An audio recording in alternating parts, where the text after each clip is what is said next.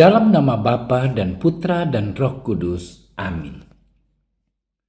Allah yang Maha Kuasa, Engkau telah memberi kami sabdamu sebagai lampu penuntun langkah kami dan obor penyuluh jalan kami. Lewat Roh-Mu yang kudus, berikanlah kami telinga yang rela mendengarkan dan hati yang ingin tahu kehendak-Mu, supaya kami dapat menikmati sukacita dalam firman-Mu. Demi Kristus sabdamu yang hidup dan berkuasa, bersama Dikau dan Roh Kudus, kini dan sepanjang segala masa. Amin.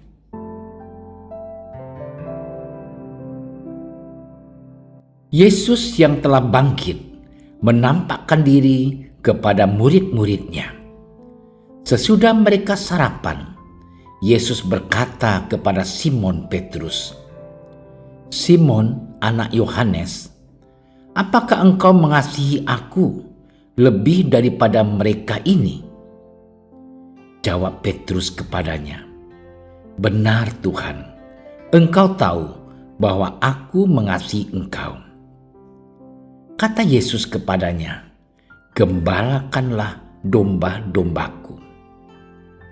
Kata Yesus pula kepadanya untuk kedua kalinya, "Simon, anak Yohanes, apakah engkau mengasihi aku?"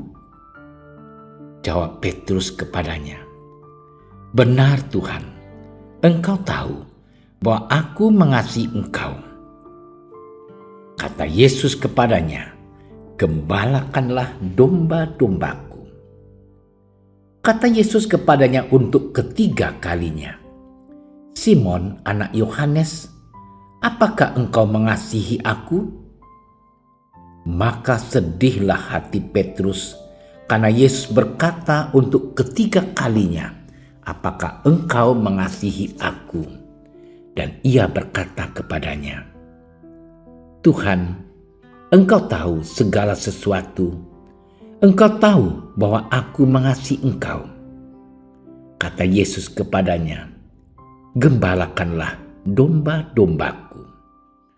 Aku berkata kepadamu, sesungguhnya ketika engkau masih muda, engkau mengikat pinggangmu sendiri dan engkau berjalan kemana saja kau kehendaki. Tetapi jika engkau sudah menjadi tua, engkau akan mengulurkan tanganmu dan orang lain akan mengikat engkau dan membawa engkau ke tempat yang tidak kau kehendaki." Dan hal ini dikatakannya untuk menyatakan bagaimana Petrus akan mati dan memuliakan Allah. Sesudah mengatakan demikian, ia berkata kepada Petrus, "Ikutlah aku." Demikianlah sabda Tuhan.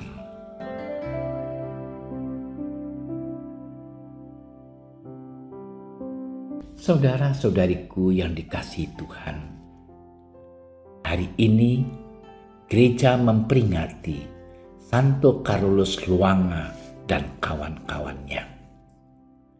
Banyak orang mengenakan salib, tapi tak banyak yang mampu memanggulnya bersama Kristus. Tidak demikian dengan Santo Carolus Luanga. Ia berani memikul salib bersama Kristus dengan menyelamatkan orang-orang muda dari nafsu bejat sang raja saat itu yang memiliki kelainan seksual, yaitu seorang homoseksual. Santo Carolus Luanga bersama sebagian besar dari 22 martir Uganda dibunuh pada tanggal 3 Juni 1886. Mereka dipaksa berjalan 37 mil jauhnya, kira-kira 60 km, ke tempat pelaksanaan hukuman mati. Setelah beberapa hari di penjara, mereka dilemparkan ke dalam kobaran api. 17 dari para martir tersebut adalah para pelayan istana. Saudara-saudariku yang terkasih, Injil hari ini mengisahkan tentang Petrus yang ditanya sampai 3 kali oleh Yesus. Pertanyaan itu nampaknya mudah dan gampang. Simon, anak Yohanes, apakah engkau mengasihi aku lebih daripada mereka ini? Yesus mengubah istilah kasih, agape, yang dipakainya dengan istilah yang dipakai oleh Petrus, phileo, sebuah kata yang menunjuk kepada kasih sayang hangat, tetapi mungkin dianggap kurang daripada yang pertama.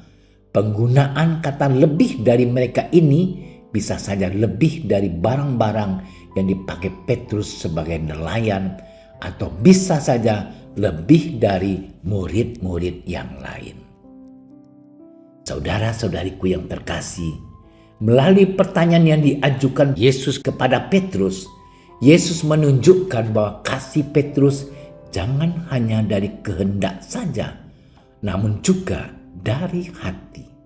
Kasih yang timbul baik dari maksud maupun dari hubungan pribadi. Pertanyaan Yesus kepada Petrus adalah pertanyaan yang penting untuk semua orang yang percaya. Kita semua harus memiliki kasih pribadi dari hati bagi Yesus dan pengabdian kepadanya.